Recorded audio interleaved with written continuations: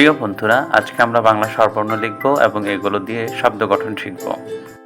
আমি দাগটানা খাতায় ঘর ভরাট করে লিখেছি যাতে এগুলো দেখে ছোট্ট বন্ধুরা তাদের হাতের লেখা সুন্দর করতে পারে।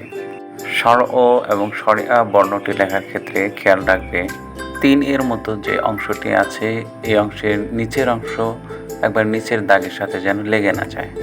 এটা নিচের দাগ থেকে একটু উপরে ফাঁকা রেখে লিখতে হবে। একটি বিষয় সবসময় খেয়াল রাখবে, বাংলা বর্ণমালায় পূর্ণমাত্রা, অর্ধমাত্রা ও মাত্রাহীন বর্ণ রয়েছে। লেখার ক্ষেত্রে এই বিষয়গুলো সম্পর্কে সচেতন থাকবে।